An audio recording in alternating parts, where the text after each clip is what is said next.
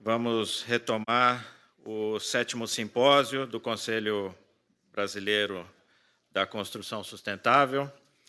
Eu sou Hamilton Leite, eu sou membro do Conselho do CBCS e tenho uma atuação voluntária no Secov, que é o Sindicato da Habitação de São Paulo. Para quem não conhece, o Secov é uma associação das empresas relacionadas ao setor imobiliário, desde lá do loteador, o incorporador, a administradora de condomínio, imobiliárias, enfim, empresas que têm alguma ligação com a produção imobiliária.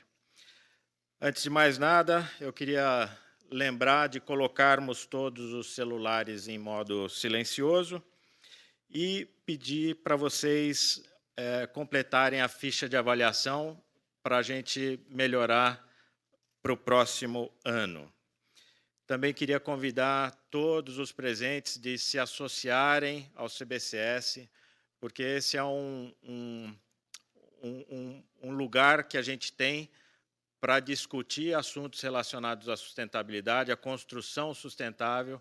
Então, quem tem interesse nesse assunto precisa se aproximar, precisa nos ajudar, trocar experiências para a gente construir esse mercado mais sustentável.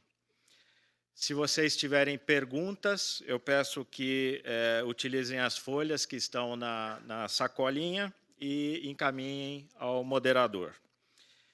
Então, nós vamos iniciar a 3ª sessão, que tem como tema Gestão de Recursos Hídricos e Energéticos sob efeito das mudanças do clima, chamando ao palco o senhor Fábio Feldman, membro do Conselho Deliberativo do CBCS, que será o moderador desse debate.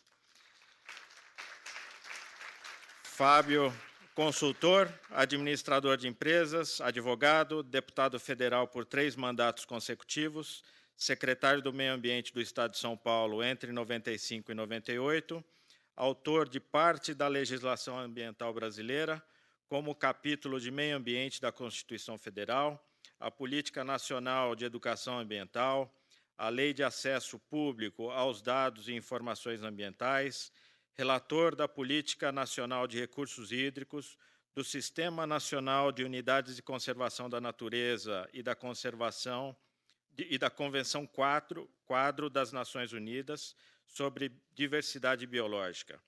Em 2005, colaborou com a criação do Fórum Paulista de Mudanças Climáticas Globais e Biodiversidade, do qual é secretário executivo. Fundou e presidiu a SOS Mata Atlântica, a Oikos, Funatura e Biodiversitas. É conselheiro da Nature Conservancy Brasil, Amigos da Terra Amazônia Brasileira, tendo recebido vários prêmios ambientais, como o Global 500 da ONU. Fábio, por favor.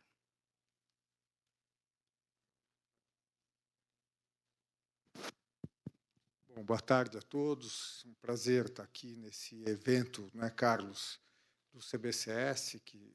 Oi? Para chamar. Então, Mônica, por favor. Todos, Sérgio, por favor. Marengo. Então, todos agora. Tudo bem? Prazer. Hamilton, acho que você também, não é?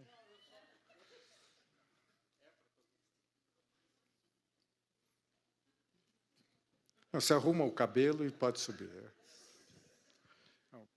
Bom, pessoal, eu queria agradecer a oportunidade de estar aqui em mais um simpósio do CBCS e, particularmente, participar desse encontro aqui da tarde, que trata de um tema muito importante, que é a gestão de recursos hídricos e recursos energéticos. Mas o importante é que a gestão desses recursos numa perspectiva da mudança do clima. Nós temos aqui o Marengo, aquele rapaz simpático que está ali, e o Marengo, quer dizer, quando eu tenho alguma dúvida sobre mudança do clima, eu ligo para o Marengo. Digo, Marengo, Denise, oi. Ah, o Márcio, desculpa. A desorganização é minha, Márcio. Tudo bem? Seja bem-vindo. E eu ligo para o Marengo, Mônica. É isso mesmo? Ele disse, nada disso, Fábio. Lê e depois me liga outra vez. Enfim. Porque, quer dizer, São Paulo, foi falado pela manhã, está passando por uma grande crise hídrica, e eu tenho defendido há algum tempo atrás que o Brasil deveria colocar com mais profundidade e seriedade a questão da mudança do clima e os recursos hídricos. Eu estou falando isso porque eu fui, o Tabet lembra disso, secretário executivo do Fórum Brasileiro de Mudança Climática, e a primeira câmara temática, acho que você nem lembra, na ANA, foi tentar colocar a questão do impacto do aquecimento global sobre o ciclo hidrológico. Eu acho que talvez o problema é a crise, eu acho que talvez a gente consiga superar se chover, mas eu acho que nós não podemos desperdiçar a crise que o Brasil, e não só São Paulo, está tendo, para colocar em perspectiva esses temas que nós estamos falando aqui. Quer dizer, quando me perguntam sobre os temas ambientais, eu sempre digo que não há dúvida que há uma mudança de patamar de consciência, não é, Orestes? E, quando nós falamos dos nossos temas, hoje do que era, né, Cristina, falar dos nossos temas há 20, 30 anos atrás. Quer dizer, não dá para dizer que não mudou. Mudou, mas eu acho que ainda não é suficiente, inclusive, para que se coloque no processo de tomada de decisão do Brasil e do planeta, vamos ter a COP de Paris ano que vem, quer dizer, os nossos temas. Quer dizer, internalizar efetivamente a dimensão ambiental e a dimensão climática em nossos temas. E no caso desse debate aqui, ele é muito importante, porque, quer dizer, quando a gente fala no jargão climático, a gente normalmente fala nas duas vertentes, que é a da mitigação e da adaptação. A adaptação é como a sociedade, de fato, vai enfrentar e a sua capacidade, sua resiliência de enfrentar, quer dizer, o aquecimento global nas suas várias consequências. Isso, para a construção civil, para obras de infraestrutura, é absolutamente importante. Quer dizer, com que cenários nós vamos trabalhar, que estratégias nós temos que implementar em relação a isso. Mas também, nos casos, quer dizer, que nós vamos debater aqui, o aspecto da mitigação, isso é, como nós devemos trabalhar para reduzir a emissão de gases de efeito estufa, é absolutamente fundamental. Quer dizer, e eu acho que na construção também, o Marcelo, sabendo que o Trani vinha aqui, foi embora antes, que sabia que você vinha, né, Trani? Mas eu lembro que eu fui com o Marcelo, alguns anos atrás, para uma cidade chamada Lucas do Rio Verde. Lucas do Rio Verde ficou muito importante, porque ganhou do Corinthians, o time de futebol, alguns anos atrás, não sei se vocês lembram disso. E nós fomos lá, Cristina, e foi muito impressionante, que é uma cidade riquíssima, que é uma cidade na fronteira, a área de expansão de fronteira agrícola, de soja, é uma cidade riquíssima. E nós fomos num conjunto habitacional, que era um conjunto habitacional, Clarissa, muito bom, o conjunto habitacional. E quando nós fomos no conjunto habitacional, Marengo, tinham 3 dependências, 3 dormitórios. E para cada dependência tinha um lugar para o ar-condicionado, Vanderlei. Quer dizer, num lugar super quente, quer dizer, ao invés de você estar pensando num desenho, numa arquitetura com o pé direito mais alto, quer dizer, estava se prevendo ali, você vai tomar um café lá, depois você volta aqui, quando eles começarem a falar. Eu nem comecei agora, estou na preliminar, enfim. Mas, quer dizer, então, isso é muito impressionante, porque, inclusive, o ar-condicionado está se transformando no grande vilão em termos de energia. Não sei se vocês sabem, mas quando se fala no horário de verão, o horário de verão é para você, na verdade, impedir o uso do chuveiro elétrico no mesmo horário.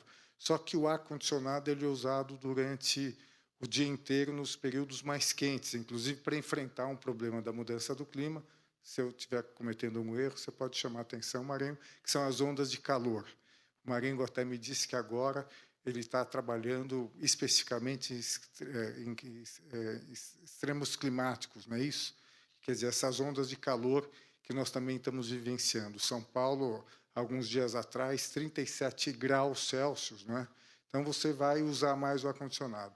Então, eu acho que esse evento é muito importante, e essa sessão da tarde, porque eu acho que cada vez mais nós vamos ter que colocar na agenda da construção civil essas duas dimensões. Não é isso, Vanderlei? Quer dizer, de mitigação, quer dizer, saiu o relatório síntese do IPCC no domingo, em que ele confirmou o que a ciência está falando. Inclusive, uma observação final, aquecimento global não é crença, aquecimento global é ciência, e indicando que nós temos que reduzir a emissão de gases de efeito estufa. E da adaptação também. Quer dizer, inclusive, no caso da construção, quer dizer, tivemos uma sessão de manhã de análise de ciclo de vida de produto, em que se tenta, na verdade, reduzir as emissões no uso dos materiais, na construção, mas você tem uma questão de adaptação em relação aos cenários futuros em relação ao aquecimento global. Então, eu vou passar a palavra para o Marengo, quer dizer, que terá 1h15 no primeiro momento. Depois, Mônica, 2 horas para você comentar, não é isso? Às 18h a gente faz intervalo, não é brincadeira, Marengo, 15 minutos, 28. Ah, não, faz muito bem. Está bem organizado o evento aqui. Tá?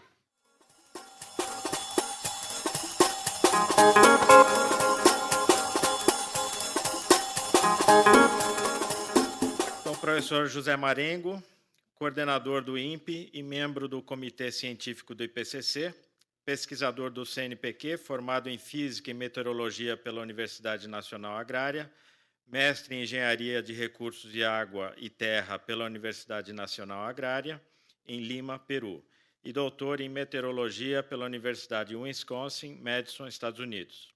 José Orsini fez pós-doutorado em modelagem climática na NASA, Columbia University e Florida State University. Foi coordenador científico da previsão climática do INPE e pesquisador titular do INPE. É professor na pós-graduação do INPE também. É membro de vários painéis e grupos de trabalho sobre mudanças de clima e mudanças globais ligados às Nações Unidas no Brasil e no exterior. Todo dia sentado. Bom, boa tarde. Primeiramente, agradeço o convite dos organizadores para este importante evento. Quando fui convidado, estava pensando um pouco, nossa, o que eu vou falar de construção sustentável? E pensei um pouco aquilo que você mostrou, Fábio. Não? Eu vi casas em Manaus da Caixa Econômica que pareciam mais casas de São Paulo. Não? As pessoas moravam fora da casa porque diziam que dentro era um forno. E aí vem um pouco a ideia. Não? Então, talvez falta algo. Bom,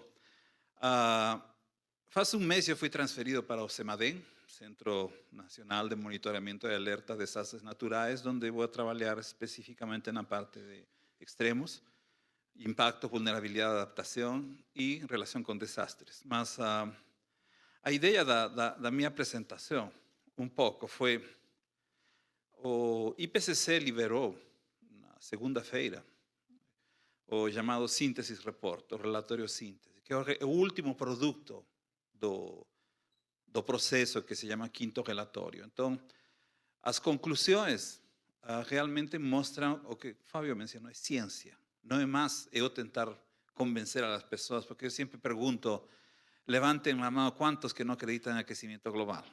E sempre tem alguém que levanta a mão. Não vou perguntar agora. Porque realmente a gente não está para convencer as pessoas, está para dizer, temos um problema e temos que enfrentar o problema. Agora, se ninguém aceita que o problema existe, estamos mal. Então, eu coloquei em inglês, porque muitas vezes na tradução se perde o detalhe. Não? Ou seja, o aquecimento observado desde a década de 50, sem lugar a dúvida, existe e realmente não tem precedentes no histórico do planeta. A influência humana tem sido apontada como um dos fatores fundamentais. Não é o único causante, mas tem um papel bastante claro. Não? E justamente a ideia disso é que, através da mitigação, que é o comportamento humano, poder reduzir as emissões de gases de efeito estufa e, com isso, reduzir os impactos. O aquecimento global é um processo, em certa forma, natural, mas também tem uma forte componente humana. É quase impossível poder dizer que porcentagem é natural e que porcentagem é humano. Mas se vocês veem aqueles mapas, o primeiro mapa da esquerda, essas são as tendências da temperatura de 1901 a 2012. Em azul é esfriamento, em vermelho é aquecimento. E aí vocês podem observar basicamente todo em vermelho, ¿no? Grandes áreas da América do Sul, da América do Norte, que apresentam aquecimento. E esse aquecimento acontece em áreas urbanas como em áreas rurais e também nos oceanos, ¿no? É uma tendência observada. Todos os lugares do mundo estão apresentando essa tendência, talvez com exceção de algumas áreas que mostram algum tipo de esfriamento, mas a tendência geral é isso. O sea, isso é ciência, isso é realidade. Não é coisa de cientista maluco, como alguém disse por aí. E isso tem consequências. No mapa da direita, a situação é chuva.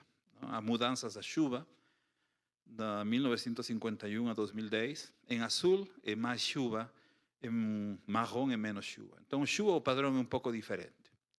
Algo clássico observado é o aumento das chuvas nesta região do sudeste da América do Sul, mas na forma de extremos. Ou seja, se a chuva cai em forma regular, seria ótimo, mas cai na forma de extremos. É claro que essa é uma tendência de aumento, mas dentro dessas tendências de aumento, nós podemos ter um quebre, ou seja, como o que está acontecendo em São Paulo atualmente.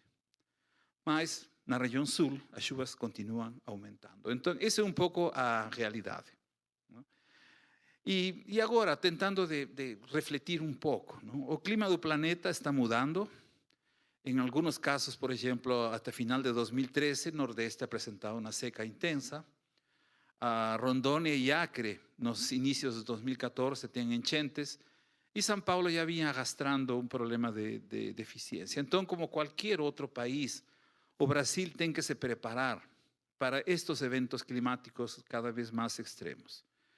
Vejam que a preparação é a base da adaptação. E a adaptação é uma política pública, uma política do governo. É algo que tem que ser definido pelos estados, federal e estadual. E sem isso, realmente fica complicado poder ir em frente. Se vocês percebem, os invernos estão cada vez mais quentes. Mas ninguém morreu como consequência disso. A gente se adapta, usa roupa menos pesadas, tem alguns dias frios, mas sem perceber, o ser humano se adapta. Mas vai chegar um momento em qual o ser humano não vai conseguir se adaptar. E esse é justamente o que nós queremos evitar. E, obviamente, a degradação ambiental, o desmatamento, desertificação e todos aqueles processos que afetam as pessoas e suas propriedades. Por exemplo, podemos pensar um estudo que estamos desenvolvendo em Santos. Em Santos, o problema é turismo e também o porto. Elevação do nível do mar pode afetar o funcionamento do porto. E no caso do Nordeste, a seca gera problemas econômicos graves, problemas políticos graves e algo pior que a migração. As pessoas migram do campo para a cidade, dentro do mesmo Nordeste, ou migram para outras regiões. E isso gera problemas sociais porque as cidades já estão cheias, estão saturadas. Então, essas são as mudanças na precipitação, baseadas nas projeções dos modelos do IPCC. Em amarelo são as áreas de redução da precipitação em porcentagem e em verde aparecem os aumentos. Então, se vocês percebem, aquela área do sudeste da América do Sul, novamente, que nos últimos 50 anos apresenta maior chuva, no futuro vai continuar apresentando. Mas geralmente na forma de extremos. E vocês que moram em São Paulo já sabem o que significa um extremo de chuva, não? Poucas horas de chuva, a cidade fica totalmente alagada. Infelizmente chove no lugar onde não deveria chover. A natureza não dá para controlar, infelizmente. Mas a situação é essa. Em algumas áreas do mundo nós vamos a ter projeções de aumento de chuva e em outras de redução de chuva. Se vocês veem, a Amazônia do Leste está em amarelo. E esse amarelo talvez se traduz mais, não como menos chuva na Amazônia, sino como uma chuva que começa mais tarde. E esse é um problema, porque se o ser humano consiga se adaptar, a biodiversidade não consiga se adaptar facilmente. E isso pode trazer graves consequências nos sistemas naturais. Então, em algumas áreas a precipitação pode aumentar, em outras pode diminuir. mas as mudanças se dão particularmente na forma de extremos. E isso é o que os diferentes estudos do IPCC, que vocês podem acessar pela internet, no site do IPCC, podem baixar os estudos de graça e aí vocês vão achar o melhor da ciência. Agora, uma coisa interessante, eu participei na reunião do relatório do Grupo 2 em Yokohama, no Japão. E lá de madrugada, lá eu entrei no website do Estado de São Paulo. Não? E aí apareceu uma coisinha que até guardei aqui, não? Que em alguns lugares tem mostrado e quase fui linchado. Não? No sentido, por exemplo, que recursos hídricos, o texto afirma que há fortes evidências de uma redução na oferta de água potável em territórios subtropicais secos, o que aumentaria disputas pelo uso de bacias hidrográficas. Algo semelhante ao que acontece atualmente nos estados de São Paulo e Rio, com a disputa do Rio Paraíba do Sul para abastecer a Cantareira. Isto foi em maio, já estamos em novembro. Não? Foram vários meses, mas o texto ainda é válido. Por quê? Porque estamos, talvez não pensando em uma guerra São Paulo-Rio por água, mas em outros países do mundo podem chegar tranquilamente a situações de guerra. Mas cria enfrentamento, cria desgaste. E vocês sabem, sem água a pessoa não vive. Pode ter gasolina e carro, mas sem água acabou. Então, talvez não muito relevante aqui, vou passar rapidamente nisso, o retrocesso dos glaciares. Muitos dos grandes rios da América do Sul e do mundo nascem nos Andes. Bom, a América do Sul nasce nos Andes. O Amazonas nasce nos Andes. Então, qualquer coisa que acontecer com as geleiras derretendo, isso pode ter um impacto bastante grave na água. Mas o que é importante, Brasil, mais de 80% da matriz é hidroenergética. Então, qualquer problema com falta de água pode trazer consequências com geração de energia.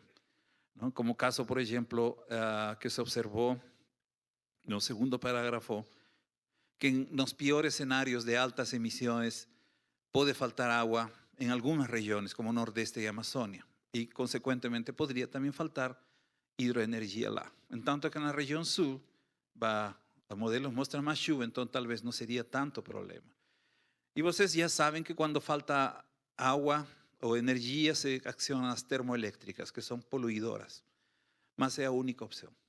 China e Austrália, por exemplo, dependem de carvão para poder sobreviver em termos de energia. Mas é a única fonte que tem disponível. Não tem como criticar eles. Não? Então, realmente, quando se pensa em água, não é só água potável para consumo humano, sino também energia. Então, a crise atual que nós estamos passando, já passamos em 2001.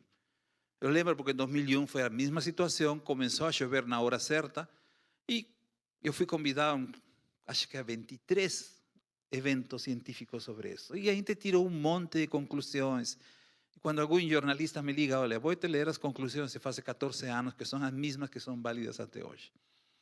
Ou seja, aparentemente, para poder nos adaptar, temos que entender a situação e estar convencidos de que uma crise como aquela que nós temos atualmente, obviamente depende de São Pedro, mas também depende de como o problema está sendo gerenciado. Ou seja, depende de como os governos se enfrentam. Porque nós pagamos impostos não para faltar água. É uma demanda, não é um favor. Eu pago impostos também, como estrangeiro, obviamente.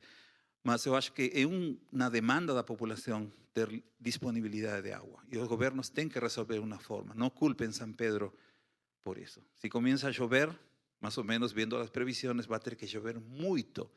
Aliás, talvez 100% do normal para poder encher os reservatórios, normalmente. Bom, e só para terminar. Então, primeiro em inglês coloquei, porque adaptação é local, mitigação é global. Todos os países do mundo têm que reduzir as suas emissões. Não adianta se o Brasil reduz a sua emissão, reduz o desmatamento, se os Estados Unidos não fazem isso. Uma seca como que assola São Paulo atualmente, assim como no Nordeste, na Austrália e na Califórnia, esvazia os reservatórios. E é precisamente o tipo de fenômeno climático extremo previsto como consequência do aquecimento global. E embora seja prematuro estabelecer uma relação de causa entre a seca atual, é difícil poder dizer que esta seca atual já é um indicador da mudança climática, ou seja, se o clima já mudou ou não.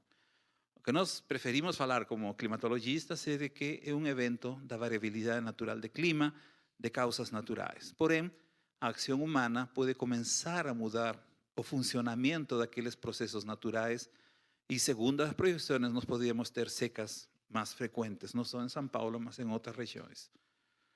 Então, bom, com isso termino. Só queria dar um pouco a visão geral do problema dentro do contexto da mesa redonda. Muito obrigado.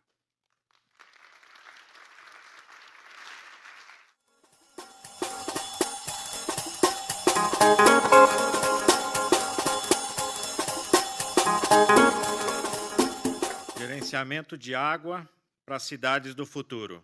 Escassez e reservação é o tema da apresentação da Mônica Porto, da Escola Politécnica da USP.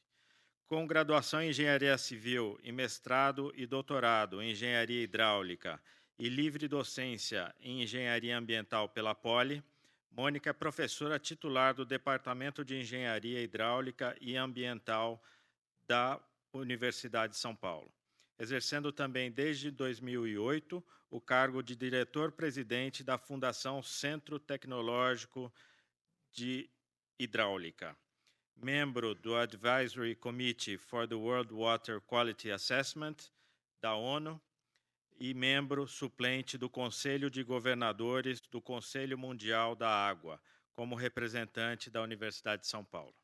Bom, boa tarde a todos. Como professor, eu só sei falar em pé. Mas, enfim, eu quero, então, agradecer muito o convite e pela relevância do tema. Eu acho que as água e cidade são temas de muita relevância no contexto atual e a dependência do bom tratamento daquilo que a gente chama de águas urbanas para a sustentabilidade das nossas cidades é essencial para o nosso futuro. Bom, uma coisa que eu concordo em gênero, número e grau com o que o professor Marengo acabou de falar, existe uma necessidade de adaptação das nossas cidades à variabilidade climática. Quer dizer, o tema da mudança climática é um tema extremamente relevante, mas a verdade é que a gente não tem tratado bem o tema da variabilidade climática de uma maneira geral. Quer dizer, mesmo se a gente não discutir a questão da mudança climática, o que eu também concordo que é essencial essa discussão, mas o fato é que as nossas cidades não estão preparadas para uma variabilidade climática que a gente conhece. Quer dizer, mesmo que se a gente considere a série histórica e faça o planejamento das nossas cidades apenas observando a série histórica de temperaturas, a série histórica de vazões, de chuvas, as nossas cidades não estão preparadas nem para isso, né? Então, isso nos chama a atenção da necessidade de como a gente precisa reforçar a questão da mudança climática, a questão da adaptação e da variação climática. Quer dizer, as áreas urbanas são profundamente impactadas por essa variabilidade climática, ao mesmo tempo que ela é profundamente impactadora dos ecossistemas. Então, as cidades, elas, ao mesmo tempo, elas dependem de sistemas naturais para a sua sobrevivência nas questões de abastecimento público. Portanto, é necessário uma garantia de mananciais de abastecimento público e elas também sofrem e impactam diretamente o ciclo hidrológico e são sujeitas, da mesma forma, à questão das inundações. Então, hoje, está muito na mídia, está muito na nossa discussão atual, a forte seca que afetou o sistema Cantareira, que está afetando o sistema Cantareira. Então, a gente tem visto na mídia, todos os dias, reiteradamente, fotografias como essa. Isso é a captação do volume morto no reservatório de Atibainha, quer dizer, a ponto que se chegou nessa situação crítica, quer dizer, que se precisou captar além da tomada d'água, a tomada d'água da Atibainha completamente seca. Mas a gente não pode esquecer que estas cenas também representam variabilidade climática. Estas cenas também representam o gerenciamento das águas urbanas e gerenciamento de risco nas áreas urbanas. Quer dizer, o extravasamento do Tietê aqui em São Paulo e tantas outras cenas de inundação que nós vimos ontem, inclusive, né? Então, o gerenciamento da água nas cidades, ele é um processo muito delicado, porque as cidades sofrem tanto com a escassez como com o excesso, com diferentes formas de gestão e com diferentes tipos de alerta, com diferentes tipos de variabilidade climática. O que mudou, na verdade, o que mudou nos últimos anos? Quer dizer, a grande mudança que houve foi o fenômeno da urbanização. Quer dizer, e o fenômeno da urbanização ele ocorre para o bem e para o mal. Quer dizer, a gente tem hoje um reconhecimento das enormes vantagens, por exemplo, das cidades compactas, né? A gente tem os ganhos de escala, quer dizer, as vantagens da gente ter áreas urbanas compactas e áreas urbanas que consigam prover à população de serviços mais eficazes. Mas, para que a gente alcance isso, a gente precisa começar a incorporar o conceito de resiliência. Quer dizer, incorporar o conceito de resiliência na gestão urbana, incorporar o conceito de resiliência na forma como a gente trata todo o provimento de serviços das áreas urbanas, para que, de fato, as cidades possam ser aquilo que a gente deseja para os cidadãos. Quer dizer, se a gente tenha boa qualidade de vida, a gente tenha uma proteção bastante razoável. Então, o que mudou? Quer dizer, na verdade, mudou. Nós precisamos mudar a forma como a gente olha o risco. Quer dizer, hoje, onde está o problema maior? O problema maior está em que se aumentou a exposição. Quer dizer, na verdade, a questão do risco, o risco é composto por 3 parcelas, ele é composto por uma parcela que é a ameaça, uma parcela que é a vulnerabilidade e uma parcela que é a exposição. Quer dizer, isso é o que dá o conceito do risco. Então, quer dizer, de que forma nós estamos tratando as nossas ameaças, de que forma a gente está tratando as nossas vulnerabilidades, de que forma a gente está tratando a exposição e, portanto, nessa equação, tanto faz. A gente precisa atuar tanto no numerador como no denominador. Quer dizer, ou eu diminuo a ameaça, a vulnerabilidade e a exposição, ou eu aumento a resiliência. Quer dizer, com isso, eu vou melhorar a questão da gestão do risco. O fato da gente ter hoje, por exemplo, na região metropolitana de São Paulo, uma população tão grande, de 20 milhões de habitantes, a gente ter quase 10 milhões de habitantes, 9 milhões e meio de habitantes dependentes de um único sistema de abastecimento, que é o Cantareira, isso é um aumento da exposição. Quer dizer, nós temos uma fragilidade enorme imposta por um aumento de exposição ao risco, né? Então, a gestão urbana, quer dizer, a gente melhorar as cidades, significa a gente tratar melhor o numerador e tratar melhor o denominador, né? Então, reduzir a ameaça, reduzir a vulnerabilidade, reduzir a exposição e aumentar a resiliência. Então, o que é a ameaça? Quer dizer, a ameaça é a probabilidade de ocorrência do evento. Então, essa é a ameaça. Quer dizer, como é que a gente reduz a ameaça? Por exemplo, aumentando a garantia dos sistemas. Então, essa garantia dos sistemas, por exemplo, eu preciso reduzir a probabilidade de ocorrência da falta de água. Agora, como é que eu reduzo a probabilidade de ocorrência da falta de água? Ou, no caso até do Brasil, o problema dos sistemas hidroenergéticos, quer dizer, o problema do sistema hidráulico. Uma das formas de se fazer isso é aumentar os reservatórios de abastecimento, aumentar a capacidade dos reservatórios de abastecimento. Então, uma coisa muito curiosa com a questão da mudança climática, o que a mudança climática vai fazer, como o professor Marengo bem colocou, ela vai aumentar os eventos extremos, tanto para um lado como para o outro. Quando a gente olha isso em termos estatísticos, isso significa a gente aumentar a variância da série. A capacidade dos reservatórios, quer dizer, reservatórios que, para darem uma maior proteção, são reservatórios maiores. A capacidade do reservatório, quando a gente calcula em engenharia a capacidade do reservatório, ela é diretamente proporcional à variância da série. Uma série com maior variância vai exigir um reservatório maior. Então, isso são formas da gente diminuir a ameaça, porque eu estou falando aqui apenas da probabilidade do evento, né? Na área de drenagem urbana, por exemplo, a gente ter estruturas de detenção maiores. É uma outra forma da gente reduzir a ameaça. Então, quando a gente fala de ameaça, eu estou falando só da probabilidade do evento. Usualmente, isso é tratado, a redução da ameaça usualmente é tratada com medidas estruturais. Agora, existem outros pontos, por exemplo, a redução da vulnerabilidade. Quer dizer, a vulnerabilidade é uma propriedade intrínseca do sistema. Quer dizer, a vulnerabilidade são os pontos frágeis do sistema. Então, por exemplo, se eu dependo de uma estação de bombeamento, aquele é um ponto frágil do sistema. Então, falhar aquele ponto do sistema é falhar a questão da vulnerabilidade. Uma história muito interessante nessa questão de vulnerabilidade, quando o Bloomberg assumiu a prefeitura de Nova York, ele convocou um grupo de especialistas para identificar as fragilidades de Nova York. E olha, nós estamos falando isso, o Bloomberg assumiu a prefeitura de Nova York um pouco depois do 11 de setembro. E, por incrível que pareça, uma das maiores fragilidades que foi identificada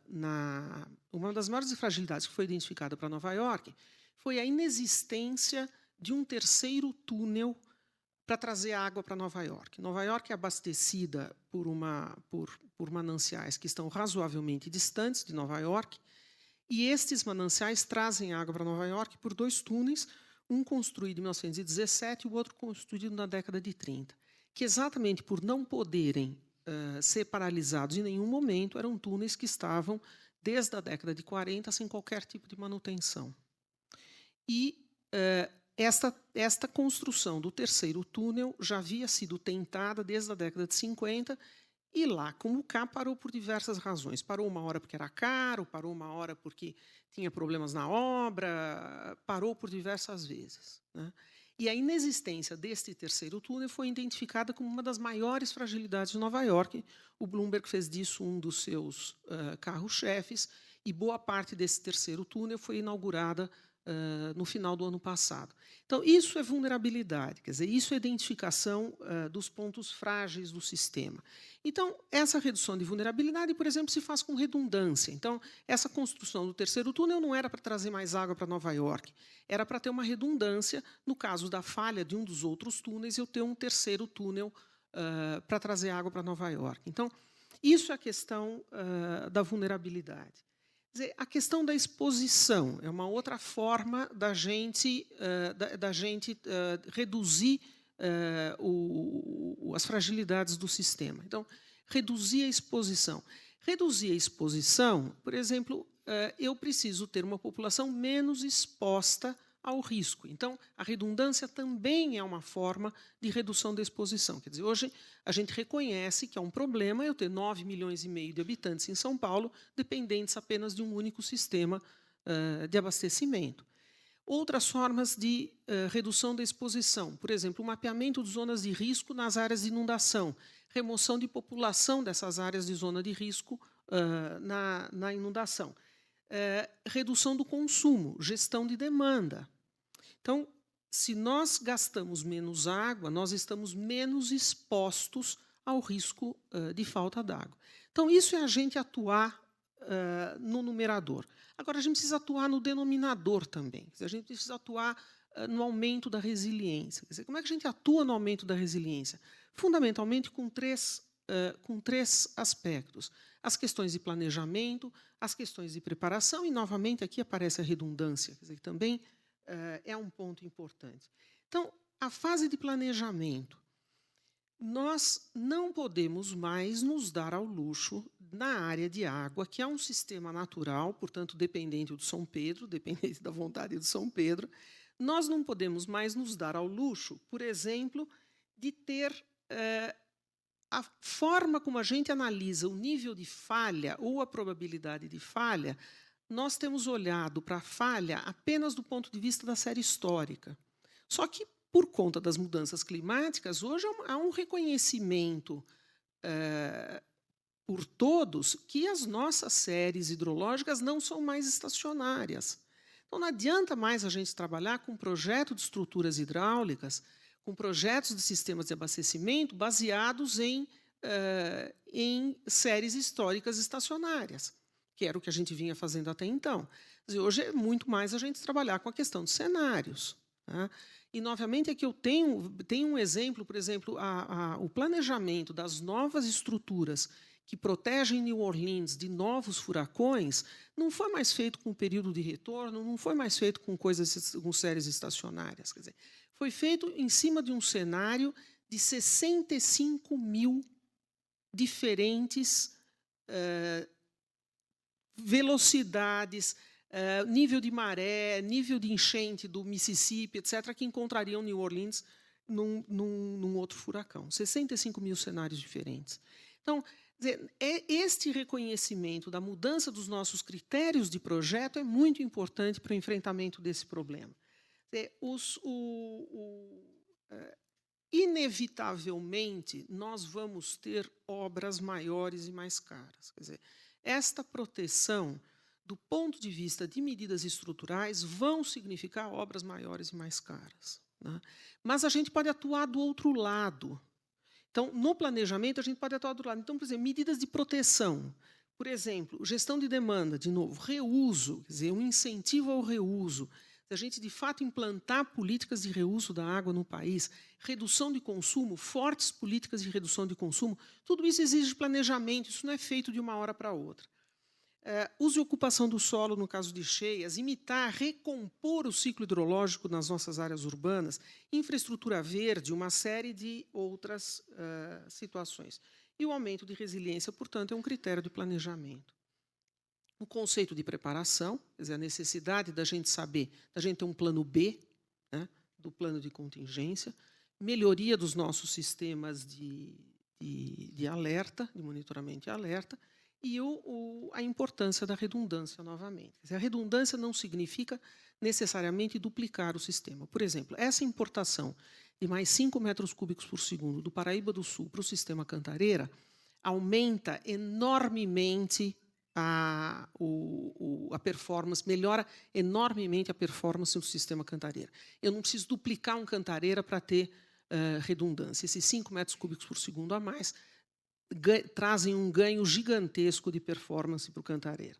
Trabalhar com sistemas folgados. E, de novo, eu tenho um aumento de custo. Portanto, para terminar, acho que tem um reconhecimento que nós estamos vivendo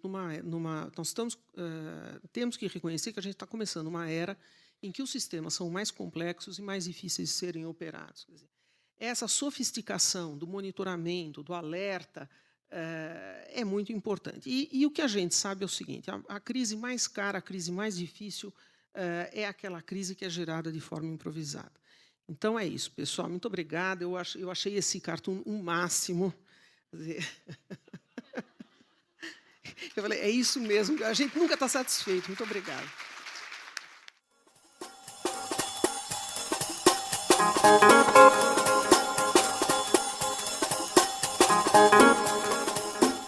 Queria chamar agora o senhor Sérgio Rodrigues Soares para falar sobre a gestão da água no abastecimento de sistemas urbanos. O Sérgio é superintendente de planejamento de recursos hídricos da ANA, Agência Nacional de Águas, é engenheiro civil e mestre em tecnologia ambiental pela Universidade de Brasília. Desde 2003, especialista em recursos hídricos da Agência Nacional de Águas e atualmente é superintendente de planejamento de recursos hídricos, cuja área é responsável pela elaboração e coordenação de recursos hídricos e estudos hidrológicos, estudos de avaliação de qualidade da água e propostas de enquadramento, atualização do balanço hídrico e publicação do relatório de conjuntura dos recursos hídricos no Brasil, além de estudos setoriais, com vistas a subsidiar o planejamento e a compatibilização dos usos múltiplos da água. Sérgio, por favor. Como eu não tenho a convicção da professora Mônica de que falo melhor em pé, eu vou experimentar falar sentado para ver se funciona um pouquinho melhor. Bom, obrigado. A questão do abastecimento urbano, acho que do ponto de vista da gestão de recursos hídricos no nosso país, certamente é a que tem a maior visibilidade, né? A gente sempre costuma falar que quando o tema ele não afeta o cotidiano, não está relacionado com o dia a dia das pessoas, dificilmente a gente consegue capturar a importância ou a relevância, né? Então, às vezes, fica difícil a gente falar de gestão de recursos hídricos, de algo que às vezes parece etéreo do ponto de vista de compatibilização de usos múltiplos, de gestão descentralizada e participativa, mas quando nós falamos da questão da garantia da oferta de água para as nossas cidades, para o abastecimento urbano, parece que o tema fica mais real, fica mais palatável e nós conseguimos nos fazer entender a importância que tem a gestão de recursos hídricos no dia a dia das pessoas. Bom, nesse sentido, de forma a poder aprofundar um pouquinho o assunto, a poder entender como nossas cidades são abastecidas e qual é a vulnerabilidade, quais são os riscos associados nesse abastecimento de cada uma das cidades no país, já fazendo um gancho com a questão das apresentações anteriores, com a questão das mudanças climáticas, enfatizando a necessidade da avaliação do risco de conseguir antecipar ações.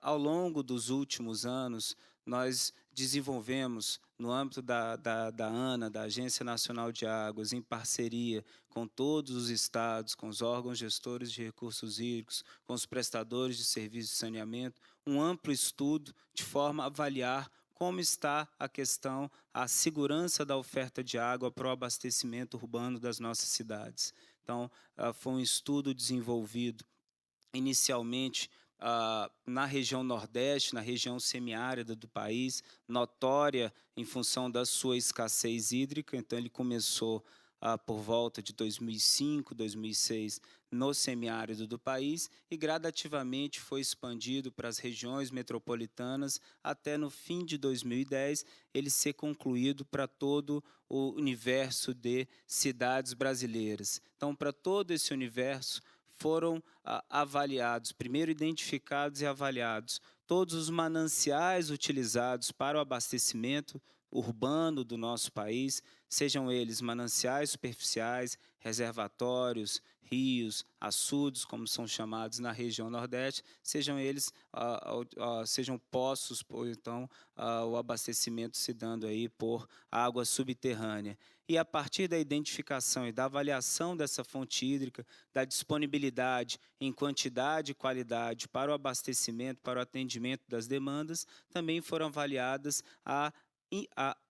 foi avaliada a infraestrutura hídrica, se o sistema de produção de água, que é a captação, que é a adutora, que é a estação de tratamento de água, se esse sistema tem capacidade suficiente para o atendimento da demanda. Então, a grosso modo, foram avaliados a questão da produção de água, essa entrega de água para o abastecimento de nossas cidades e o risco, a situação em que se encontrava cada um desses sistemas.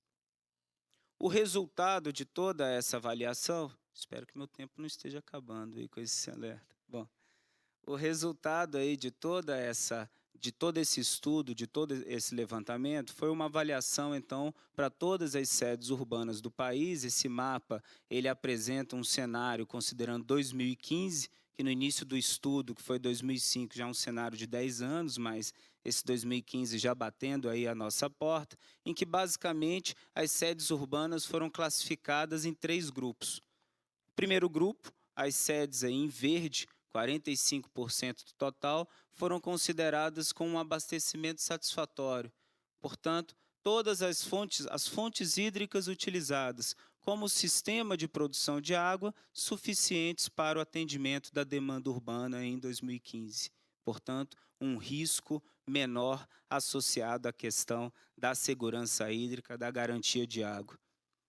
46% das cidades, as cidades aí colocadas, pintadas em amarelo, as fontes hídricas ainda garantiam alguma sustentabilidade, mas era necessário fazer o investimento em infraestrutura, ampliar as captações, ampliar as estações de tratamento de água, fazer melhorias nas adutoras, em estações elevatórias, de forma a que a demanda fosse plenamente atendida.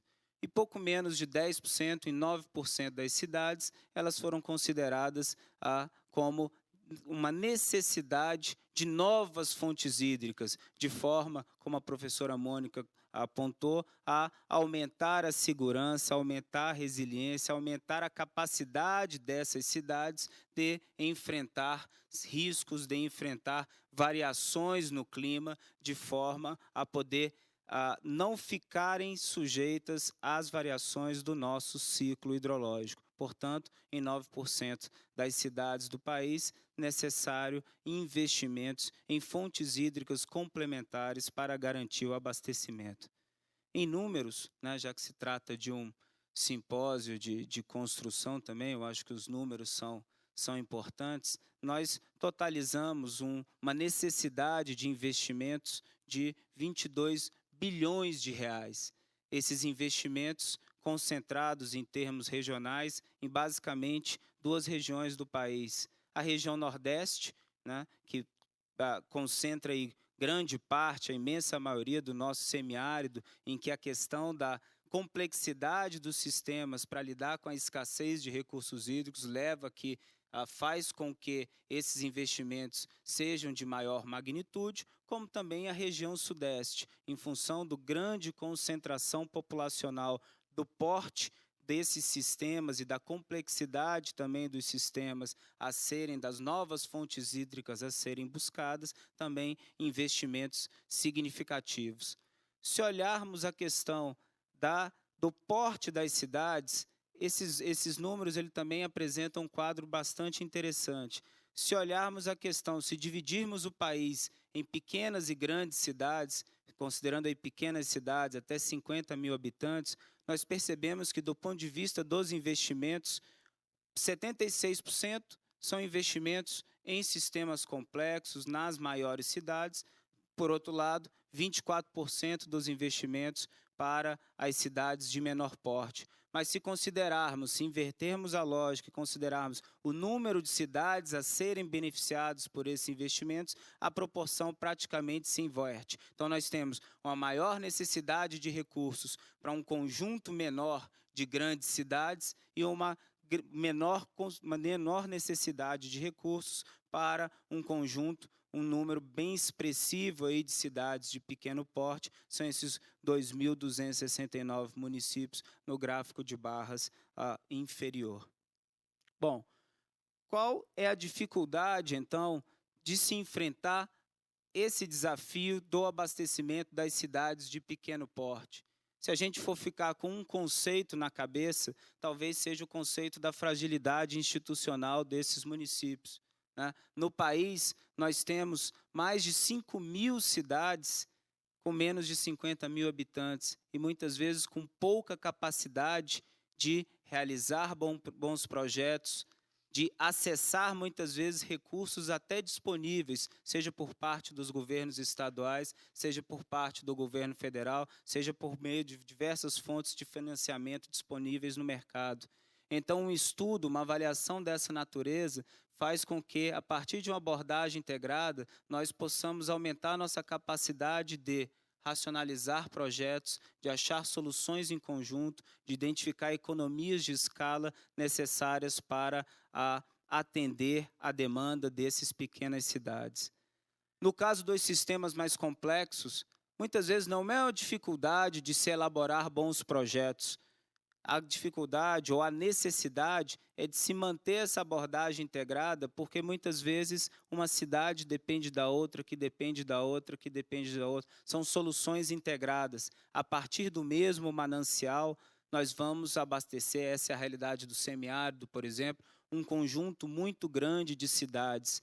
Então, isso envolve uma ampla articulação institucional, isso envolve uma necessidade de se buscar consensos em torno de soluções, e isso envolve, pela complexidade dessas soluções, pelos prazos envolvidos, muitas vezes, na sua execução, isso envolve a necessidade de antecipação do processo decisório.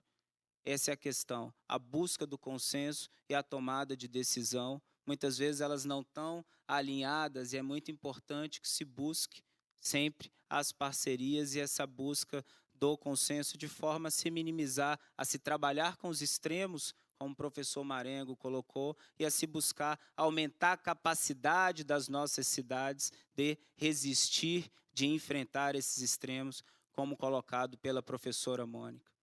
Bom, com esses resultados e a partir desses estudos, surge-se a necessidade de também se aprimorar e se conseguir lidar com a maior profundidade essa questão da infraestrutura estratégica no país.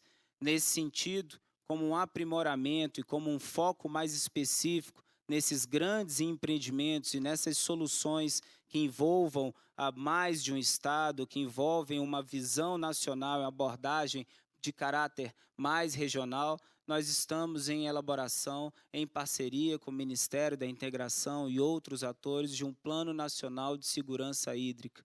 Um plano em que, muito mais do que ele foca regiões críticas, apesar da sua abrangência nacional, em que eu vou buscar lidar com dois extremos, não só com a questão da seca e da oferta de água para o abastecimento urbano e para as atividades produtivas, mas também com a questão do controle de cheias.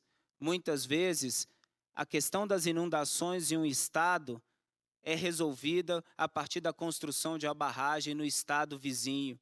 E há uma dificuldade muito grande pela nossa lógica de se fazer investimentos, de se concluir esse tipo de obra. Um estado dificilmente quer fazer uma obra que beneficie um segundo estado. Um segundo estado dificilmente vai pleitear recursos para a execução de um empreendimento no estado vizinho.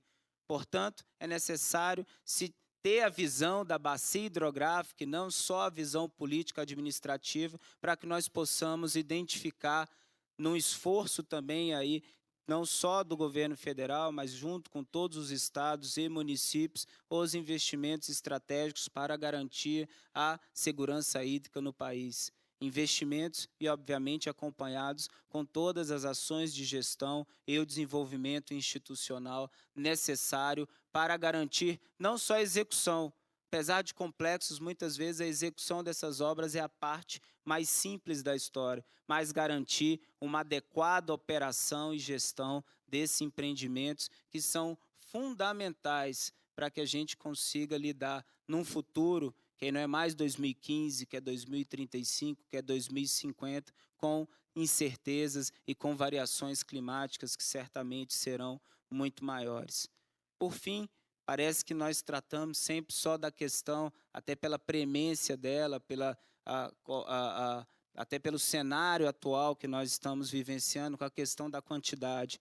Mas a gente nunca pode esquecer também do enorme passivo que nós temos no país em termos de coleta e tratamento de esgotos, e é importante não esquecer um foco também na garantia da qualidade da água dos nossos recursos hídricos.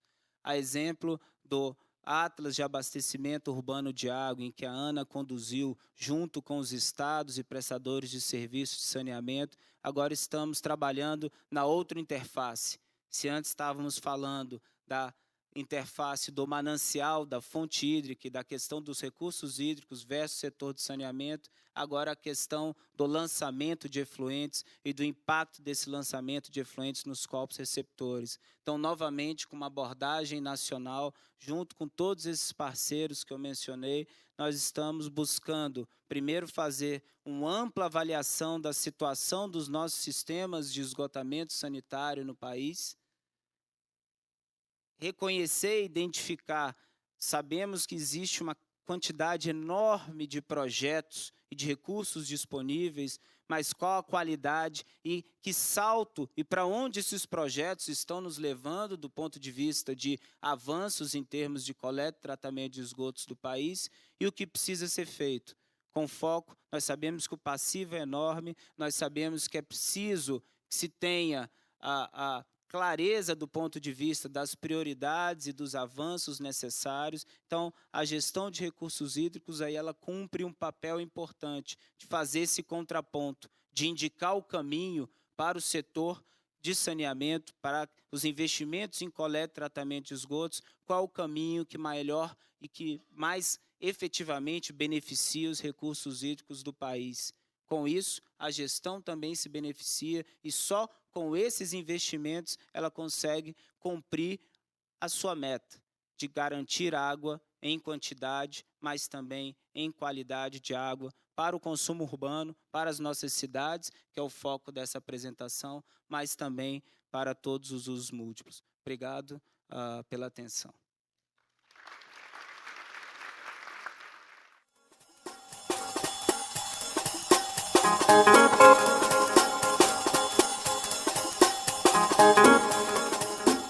Estratégias para uma matriz elétrica nacional de baixo carbono e a experiência de implantação de redes inteligentes nas cidades brasileiras. Esse é o tema da apresentação de Márcio Venício Pilar Alcântara. Márcio é especialista em regulação de serviços públicos da ANEEL e trabalhou como engenheiro eletricista da Companhia Energética de Goiás. É graduado em Engenharia Elétrica pela UFG, mestre e doutor em Engenharia Elétrica pela Unicamp. Com larga experiência em sistemas elétricos de potência, Márcio tem expertise em rede inteligente Smart Grid, eficiência energética, distribuição de energia elétrica e sistemas inteligentes. Por favor, Márcio. Já fiquei muito tempo sentado ali. Eu sei que depois do almoço é difícil a gente ouvir as palestras, a gente acaba meio que cochilando, mas eu espero prender um pouco da atenção de vocês. Eu sei que os 3 anteriores apresentadores falaram sobre água, né? E é até estranho eu estar aqui, sendo que eu vou falar sobre energia elétrica. Mais especificamente, o meu interesse é falar aqui sobre os 2 programas que a agência regula, que é o programa de P&D e o programa de eficiência energética. Mas antes disso, eu acho que é importante meio que amarrar o que a gente ouviu. Extremos climáticos, eles também têm grande impacto no setor de energia elétrica, e isso já é desde sempre. Principalmente depois da crise do petróleo e o impacto que isso teve no setor elétrico, os países, de maneira geral, fazem um planejamento do setor elétrico sempre de longo prazo e sempre considerando casos extremos, mas os extremos agora estão mais extremos do que o normal. Então, quando a Agência Nacional de Energia Elétrica licita, por exemplo, uma usina hidrelétrica, ela já pensa em como vai ser a demanda de energia elétrica daqui a 30 anos, daqui a 50 anos. A empresa de pesquisa energética, que é quem faz esse estudo prévio, ele já leva em conta essa questão da escassez de água, já que a nossa matriz, basicamente, ela é hidroelétrica, e leva em conta formas alternativas de você gerar essa energia. Hoje o setor elétrico ele é realmente extremamente dependente de água, e mesmo com a situação atual de chuvas, a gente ainda tem energia em casa. Isso veio principalmente depois da crise de 2001 do setor elétrico, em que não estava sendo feito um planejamento adequado. Mas desde então, isso mudou, e a gente tem verificado um aumento, infelizmente, de usinas termoelétricas, mas a energia não falta. Ela está aí, e num caso extremo como agora, que você não tem água, pouca água, você tem energia elétrica de qualquer forma. E eu acredito que isso serve até como um exemplo, não sei, para o setor de água, fazer um planejamento maior de longo prazo, como falou a Ana, levando em conta essas condições. Bem, focando um pouco, então, na questão de redes inteligentes, eu não sei exatamente se o público de construção civil tem um conhecimento referente a esse tema. Redes inteligentes ele é um tema também recente no setor elétrico e, na verdade, consiste em você associar tecnologias de comunicação e informação sobre as redes de eletricidade. Então, a partir disso, você consegue trazer controle para os equipamentos. Hoje, você, enquanto consumidor, e isso já desde a época de Thomas Edison, quando ele inventou os sistemas elétricos, você pode ligar a qualquer hora o que você quiser na sua casa, com a garantia de que aquilo ali vai funcionar, porque a energia elétrica vai ser suficiente para atender aquela carga. Já com sistemas inteligentes, a gente vai poder inverter um pouco esse fluxo. A gente vai conseguir fazer com que o consumidor tome consciência do impacto que essa decisão tem, de ele ligar qualquer coisa a qualquer hora, e ele decida fazer ou não fazer isso. Isso pode ser feito de várias formas. Uma das formas que você pode fazer é oferecendo para ele um preço maior nos horários de pico de consumo de energia elétrica, ou você oferecendo para ele um desconto na energia, ou mesmo um valor para ele receber, caso ele aceite ser desligado naquele horário. Minha apresentação ela é até um pouco extensa. Eu não sabia que eu tinha apenas 15 minutos, mas eu acredito que vai dar. Eu queria falar um pouco de como é que é regulado os programas de pesquisa e desenvolvimento de eficiência energética na ANEEL, qual é o modelo atual do programa, quais são os temas de investimento, o conceito de rede inteligente, que eu até já passei um pouco para vocês, os principais projetos que já estão sendo realizados no Brasil para testar essas tecnologias e também o programa de eficiência energética. E fechar a minha apresentação com o conceito do que seria uma edificação zero energia. Bem, existe uma lei federal de 2000 que obriga com que as empresas de energia elétrica invistam em pesquisa e desenvolvimento e em eficiência energética no Brasil. É até um contrassenso, num certo sentido, as empresas de energia elétrica investirem em eficiência energética. Mas, na verdade, esse recurso ele vem da fatura de energia elétrica. Se você olhar a sua fatura de energia elétrica, ela tem um encargo de onde vem esse recurso. Então, esse recurso ele não é das empresas, ele, na verdade, é nosso. E o que a agência faz é regular como é que esse recurso é investido. Então, em termos de 2013, os percentuais de investimento foram da ordem de R$400 milhões para P&D e 445 milhões para eficiência energética. Antes dessa lei, você praticamente não tinha investimento na área de pesquisa no setor elétrico, era muito carente. Com essa lei, a gente permitiu que fossem abertos diversos centros de pesquisa no Brasil, em diversas regiões, para pesquisar os mais diversos temas dentro do setor elétrico. E o programa de eficiência energética ele é um programa que é executado pelas distribuidoras de energia elétrica para promover a eficiência energética no consumo final. Eu vou detalhar mais um pouco, mas aqui está o esquema de como é que funciona o P&D. Então, a ANEEL criou a regulamentação a partir daquela lei, e a empresa do setor elétrico, seja ela qual for, ela pode, em parceria com centros de pesquisa, fabricantes e universidades, elaborar projetos de pesquisa e, a partir daí, enviar essa proposta de projeto para a agência, executar essa proposta.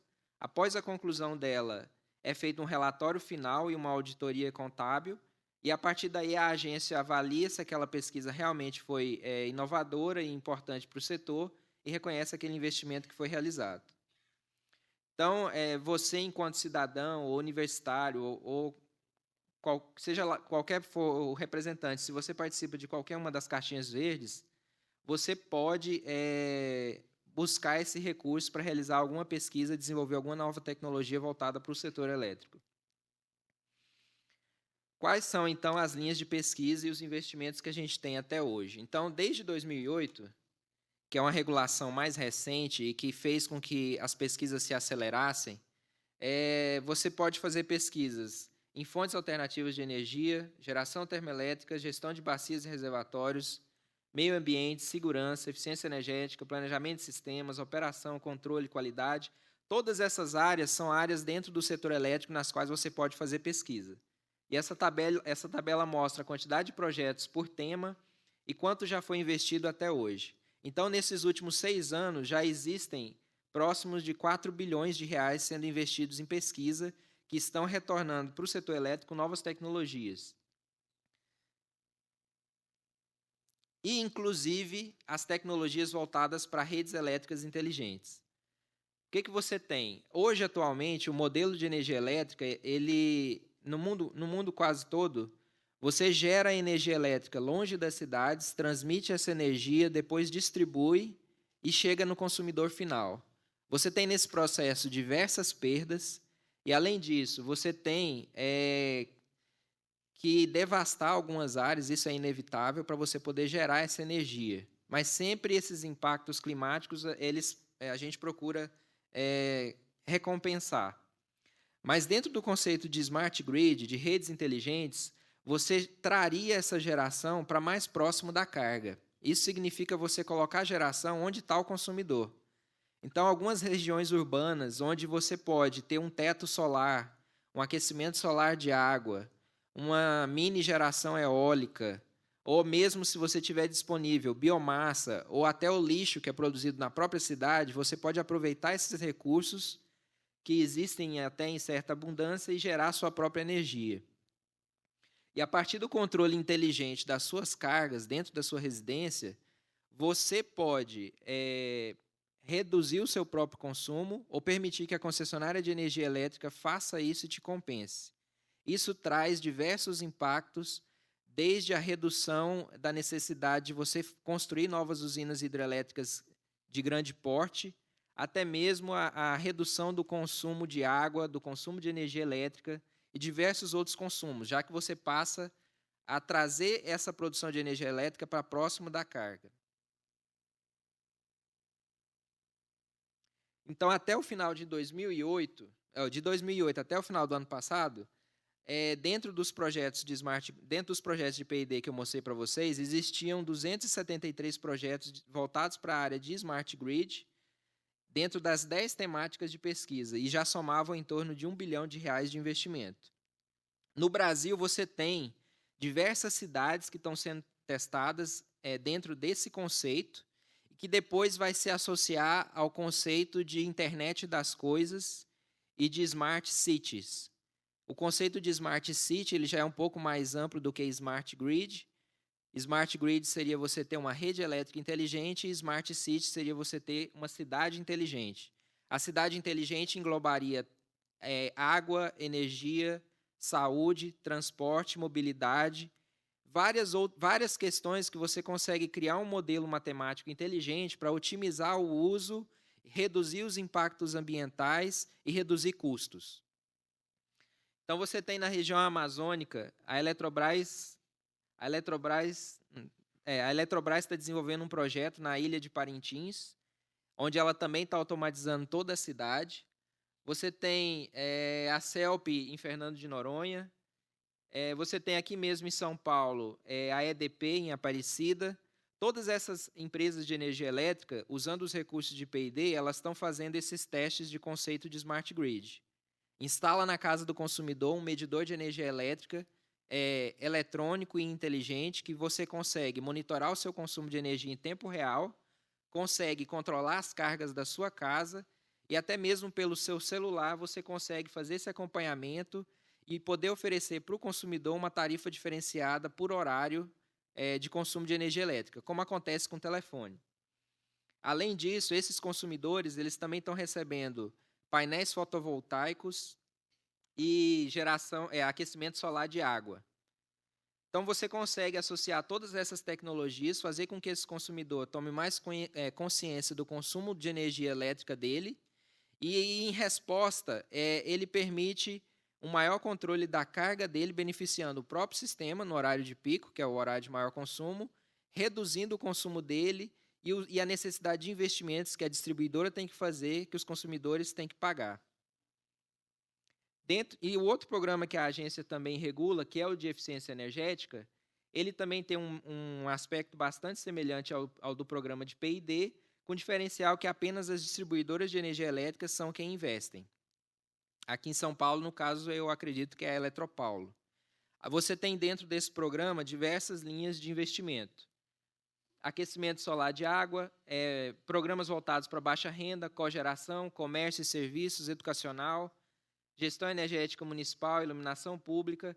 Todos esses projetos são projetos financiados através do Programa de Eficiência Energética, com o objetivo de criar consciência nos consumidores e mostrar que é possível alavancar esse mercado de eficiência energética a partir de poucos recursos.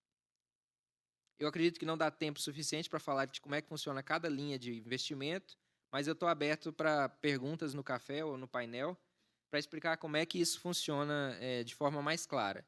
Mas, basicamente, você tem aí a maior parte do investimento em baixa renda, por força de lei, mas os outros investimentos eles estão crescendo e, com o novo modelo que a agência adotou desde o ano passado, ele já passa a ser obrigatório em 20% dos consumidores que têm a maior consumo, como, por exemplo, indústria e residências.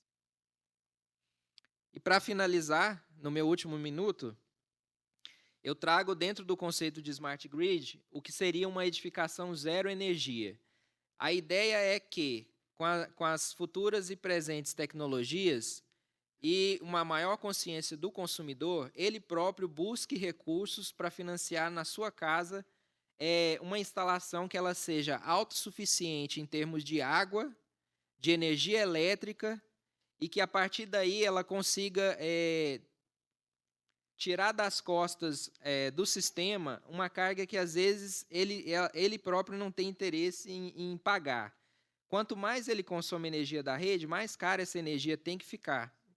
É complicado explicar, porque o modelo do setor elétrico, a forma como ele é financiado, ele acaba fazendo com que isso aconteça. Quanto maior a demanda, mais você vai precisar dimensionar o sistema para atender aquela demanda no maior pico. Isso, consequentemente, aumenta a tarifa.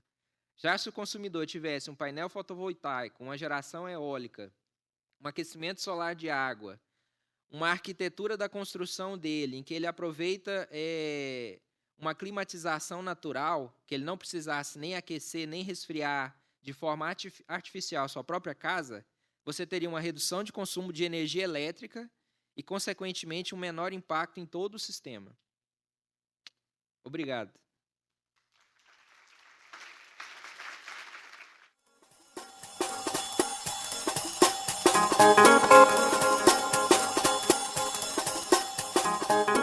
Fábio, passo a palavra para você conduzir os debates.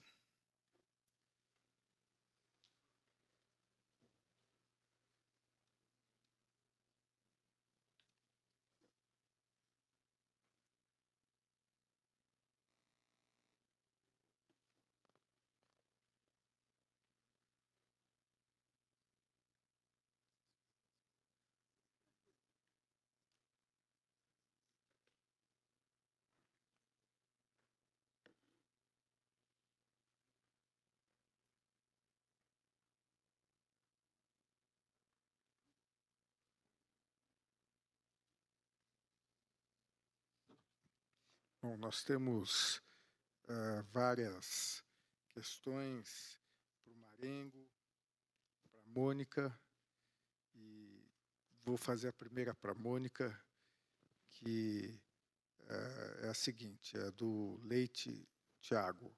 Ele pergunta: podemos dizer que o estado culpado pela seca por não aumentar a capacidade das represas e agora como fazer o Cantareira subir? Acho que a Mônica deve estar cansada de responder. Ela e o marido dela, que está competindo com qualquer ator da Globo, está todo dia no jornal. Mônica, para você, essa pergunta. Realmente, esse é o tema da hora.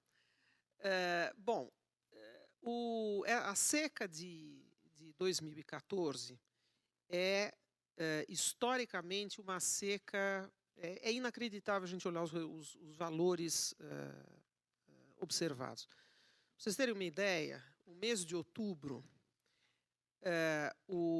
a vazão afluente ao sistema Cantareira no mês de outubro foi 30% da menor vazão observada na série. Se a gente pegar o mês de outubro mais seco de 84 anos, a vazão afluente em outubro ao sistema Cantareira foi 30% da menor jamais observada. Se a gente olhar o que aconteceu em um ano, de outubro de 2013 a outubro de 2014, a maior seca observada no sistema, é isso que eu digo do plano da forma como a gente faz, ainda faz, e precisamos deixar de fazer, mas a forma como o sistema Cantareira foi projetado. O sistema Cantareira foi projetado para suportar o abastecimento de São Paulo, com esses 33 metros cúbicos por segundo, para a seca de 53-54, que 1953-1954, desde 1930, eram os 2 anos mais secos aqui da região sudeste. Se a gente comparar, portanto, se o Cantareira, se tivesse se repetido a seca de 53-54, o Cantareira teria esvaziado. Então, esse é o tamanho da seca. A seca é a diferença entre a seca de 1953 e a seca de 2014, deixou de entrar no Cantareira 300 milhões de metros cúbicos. Ou seja, se tivesse, ou seja, a gente tem é um menos 300 milhões de metros cúbicos. Ou seja, se tivesse ocorrido a seca de 53, 54, Cantareira teria se esvaziado. Ocorreu uma seca que deixou que a diferença entre a seca mais seca que a gente tinha conhecimento e a seca que ocorreu foram 300 milhões de metros cúbicos. Foi por isso que foi preciso usar o volume morto. E o volume morto foi usado em 160 milhões de metros cúbicos. Então, deixou de entrar 300 e foi usado 160. Então, não dá para... Isso é um primeiro ponto. Um segundo ponto é o seguinte, a diretoria da Sabesp, quando foi feito o sistema Cantareira, a diretoria da Sabesp foi processada por mau uso do recurso público porque estava projetando um sistema muito grande para aquela época. Ainda eu tive no seminário do Arquifuturo com o Fernando Rainer, que foi o moderador do painel em que eu estava, e o pai dele era o Klaus Rainer, que era presidente da Sabesp na época de inauguração do sistema Cantareira. Ele estava me falando que o pai dele morreu sem que a ação contra mau uso do recurso público tivesse sido resolvida. Então, esse é um problema complicado de ser resolvido. Ou seja, esta seca, quer dizer, não dava para a gente passar impune nesta seca. Quer dizer, não adianta vir falar, esta seca, a gente podia ter feito outras coisas, o Brasil inteiro podia já ter entrado num programa melhor de gestão de demanda. Não é só o problema de São Paulo. Esses programas de melhor gestão de demanda, de redução de consumo, de incentivo ao reuso da água, o Brasil inteiro já devia ter entrado num sistema muito melhor do que a gente tem atual. Agora, o fato é, de fato, essa seca de 2014, ela foi uma seca que nós não passaríamos impunes por ela. O que precisa ser feito para encher o Cantareira? Chover. É isso que precisa ser feito para encher o Cantareira, chover. E eu digo isso pelo seguinte, eu não estou dizendo que os programas de gestão de demanda não são necessários, mas uma coisa é a gente olhar o curto prazo e outra coisa é a gente olhar o longo prazo. No curto prazo, a gente não consegue implantar um programa de gestão de demanda, de redução de consumo, de incentivo a reuso, etc, etc. Isso são os programas que são absolutamente necessários para a gestão no médio e no longo prazo. No curto prazo precisa chover. Muito bem. Para o Marengo, com relação à adaptação do ser humano, como o senhor vê a possibilidade de desertificação da região sudeste, como já ocorre em relação a outras áreas no globo? Do Fábio Laurindo, da Prefeitura de Santa Isabel. Marengo. Poderia repetir? Você quer em espanhol? Como quieras. Em portunhol, é? Estou brincando com o Marengo. Em relação à adaptação do ser humano, como o senhor vê a possibilidade de desertificação da região sudeste, como já ocorre em algumas outras regiões do globo? Que ele está perguntando se você acha que existe alguma previsão de um processo de desertificação aqui nesta região sudeste. Desertificação é um processo de degradação, ou seja, não é consequência do clima unicamente. Ou seja, tem fatores como, por exemplo, falta de chuva, uso irracional dos recursos, desmatamento. Então, é todo um processo. Geralmente, no Brasil, quando se fala de desertificação, sempre se fala do Nordeste, que o clima semiárido passaria a ser árido. Então, tem várias áreas do país que podem potencialmente passar por um processo de desertificação, mas primeiro tem que ser feita uma avaliação de quais são essas áreas. Ou seja, potencialmente, partes da região sudeste, parte da região centro-oeste e, obviamente, nordeste podem estar expostas a esse processo. Mas, como falei, quase todos os esforços para a desertificação vão dedicados quase exclusivamente para o nordeste. Temos o Ministério do Meio Ambiente, o Programa Nacional de Combate à Seca, quase todo é nordeste.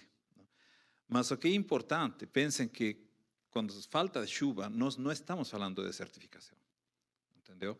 Isso é o que nós chamamos de aridificação. Desertificação é uma consequência. Por exemplo, se esta seca de agora se estende por 5 anos ou 10 anos, aí nós podemos entrar num processo de desertificação. Mas, como a professora falou, não? Claramente, o que aconteceu? As chuvas começaram na hora certa, em 2013.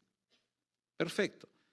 Mas janeiro e fevereiro de 2014 choveu quase 20% do normal. E o que enche os reservatórios muitas vezes é chuva, mas também vazão, ou seja, balanço hidrológico. E com temperaturas muito altas, essa água evapora muito mais rápido. Agora, temperaturas altas, aquecimento global, independente disso. Mas realmente o que nós temos um processo de desbalanço hídrico, e isso é o que está afetando, neste momento, a população. Mas, como digo, se isso pode gerar, ou já gerou, um processo de desertificação, por lo menos que eu saiba, estudos para a região sudeste não mostram ainda já esse processo começando. Marengo, agora uma pergunta do Gil, da USP, para o Sérgio. Se em 2005 já se sabia que São Paulo precisava de novos investimentos na expansão de oferta de água, porque nada foi feito em tempo hábil? Bom. Ainda bem que você não é do governo de São Paulo, hein, Sérgio? Do governo federal.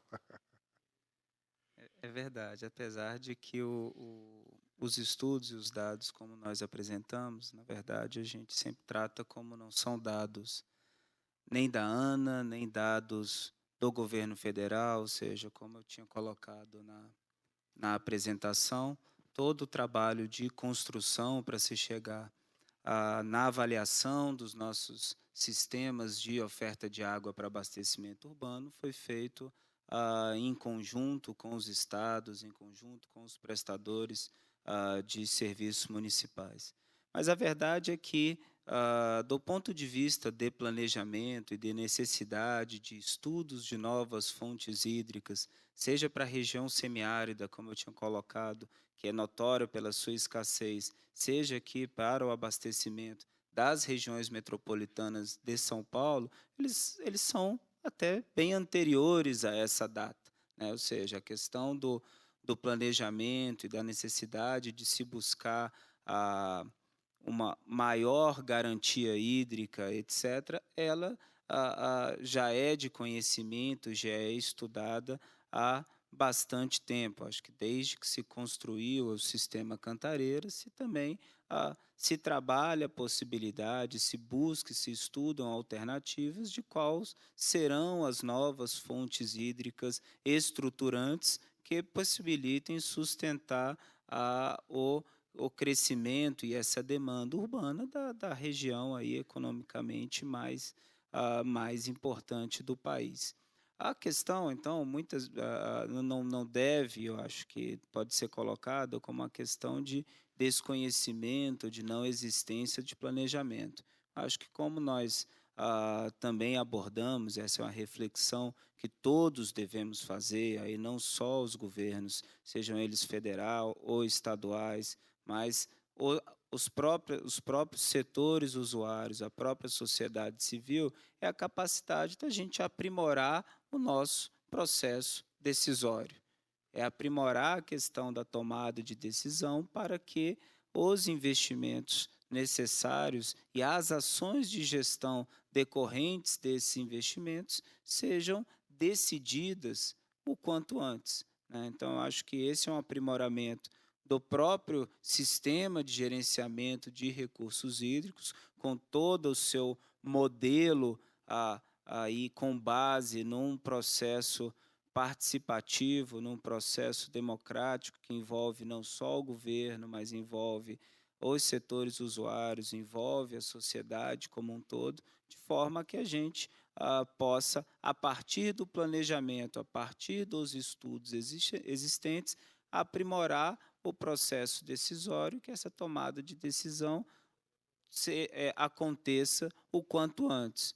Obviamente, também, como explicado pela professora Mônica, muitas vezes, mesmo um processo decisório, mesmo uma tomada de decisão antecipada, ela não controla os fenômenos climáticos, ela não controla os eventos extremos. Ela, obviamente, ela antecipa, ela pode nos preparar melhor para enfrentá-los, mas uma vez eles existindo, certamente trarão consequências. O que é importante é que, nesse aprimoramento da tomada de decisão, essas crises geradas, elas se transformam em oportunidades, elas tragam benefícios para esses aprimoramentos que são necessários, de forma que, quando esses eventos se repetirem, sejam em frequência, sejam em magnitude, que as ações sejam tomadas e que as medidas sejam realizadas, talvez não para controlar exatamente esses fenômenos, mas para que possamos atravessá-los de uma melhor forma. Uma para o Márcio. No âmbito das ações de adaptação às mudanças do clima, como a ANEEL vê o papel dos recursos florestais na matriz energética, que é entendido no Nordeste, como biocombustível sólido renovável inclusivo, do Francisco Campelo, do MMA, da área, acho que de combate à desertificação, que ele está perguntando de biomassa. De forma geral, o setor elétrico ele procura diversificar o máximo possível a matriz energética dele. E o interessante do setor elétrico é que é fácil você transportar energia elétrica de um lado para o outro. Então, uma das primeiras medidas que o governo fez foi fazer a interconexão nacional. Então, hoje, a gente já tem todas as nossas regiões interconectadas eletricamente. Isso significa, por exemplo, que quando chove muito na região sul e na região nordeste não está chovendo, eu consigo gerar energia elétrica na região sul e transmitir para a região nordeste. Então, se na região nordeste eu tiver um excesso de biomassa que eu posso converter isso em energia elétrica, eu também faço a mesma coisa, eu posso inverter o sentido disso. Então, a gente consegue tornar o Brasil um país só, em termos de energia elétrica. Isso também vai acontecer com a energia eólica, que a gente sabe que a região Nordeste é rica nessa fonte. Agora está começando a crescer, ela ainda é um percentual baixo dentro da nossa matriz elétrica, mas ela vai crescer, ela existe bastante também na região sul. E na região norte, que é sempre um tabu, né? Mas só para vocês saberem, o nosso potencial hidrelétrico hoje, em termos de rios, ele é aproveitado apenas em 30% para geração de energia elétrica. E isso já corresponde a 85% da nossa geração de energia elétrica. Mais de 80% da nossa matriz elétrica ela é hidroelétrica, e em termos de potencial hidroelétrico, a gente só aproveitou 30%. Principalmente devido a essas restrições ambientais de você construir usinas na região amazônica. Mas lá existe um enorme potencial de você gerar energia elétrica a partir dos rios. E, infelizmente, devido ao grande combate de você construir usinas hidrelétricas com reservatórios, você acaba tendo que construir usinas hidrelétricas que a gente chama a fio d'água. A água do rio passa naturalmente e aquilo gera energia. Só que como você não consegue armazenar, você acrescenta um risco hidrológico, né? E a gente sabe que em todas as regiões onde foram construídos reservatórios de hidroelétricas, isso posteriormente se converteu em preservação da mata ciliar daquele rio, em preservação da biodiversidade daquele local e um posterior aproveitamento dessa água para outros usos, como, por exemplo, o próprio abastecimento. Bom, Márcio, isso é polêmico, porque se o pessoal da biodiversidade estivesse aqui, ele iria dizer que é um comprometimento da biodiversidade. Mas então, você vê... não, eu só estou fazendo o papel que você me pediu, senão a menina lá está ficando brava com você. Se você acerta lá fora, vocês vão ter que discutir a relação lá fora. Esse mesmo pessoal... Se você não tem reservatório de água, você tem que acionar a usina termoelétrica. Aí, qual é o ponto? Qual é pior, né? Bom, aqui tem uma pergunta da Cristina Montenegro, Carlos Eduardo, do Trani. Como nós podemos aproveitar a crise de água e a crise de energia para avançar os indicadores de eficiência na construção civil de maneira geral, para todos aqui? Vou começar com Marengo, Mônica, e daí a gente encerra, porque nós temos 2 minutos. Obrigado, Marengo. Passou o teu tempo, né? Bom, talvez eu não falaria muito da construção civil, mas falaria das lições aprendidas. Após de 2001, como foi mencionado, o problema energético não apareceu tanto agora aparece mais o problema de falta. Então, algo estás aprendiendo en términos de impactos y cómo esos impactos, o riesgo básicamente, cómo que ese riesgo puede ser gerenciado para que la población y las empresas y obviamente los sistemas naturales no sean afectados. Bom, eu acho muito importante que a gente consiga ter lições dessa crise. Quer dizer, eu costumo falar o seguinte: eu quero que chova nesse verão, mas não muito. Porque eu acho que se chover muito, a gente vai esquecer a crise. Então, tem que se chover para a gente não ser extinto, para nós não sermos extintos que nem os dinossauros, mas eu acho que não pode chover muito. A gente tem que saber aproveitar essas lições da crise. E eu acho que essas lições da crise são muito importantes em vários pontos. Em primeiro lugar, na mudança dos critérios de projeto, de uma maneira geral. Em segundo lugar, no incentivo ao uso racional da água de várias formas, quer dizer, no projeto das edificações, nos equipamentos poupadores de água, nos incentivos à indústria para que sejam fabricados. Por que a gente reduziu o IPI de carro e não reduz o IPI de equipamentos poupadores de água?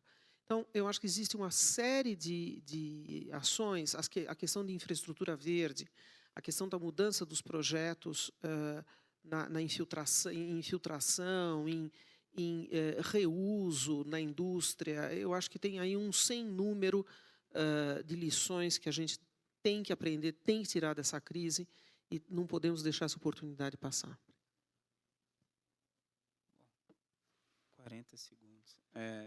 Talvez, sempre que a gente remete à construção, talvez a gente sempre leva para o lado da questão do aumento da oferta, né? Eu acho que talvez como mensagem aí principal, eu acho que é importante para o futuro e para ficar como lição, como aprimoramento da nossa gestão da água, é a questão da gestão da demanda. A gente olhar também o papel aí não pegar o construção, mas pegar o sustentável. Nós só vamos ter soluções sustentáveis se nós fizermos o mesmo esforço de planejamento da oferta, nós também fizermos do ponto de vista de gestão, de planejamento, do controle da demanda. Senão podemos ter a construção de um lado, mas dificilmente atingiremos a sustentabilidade.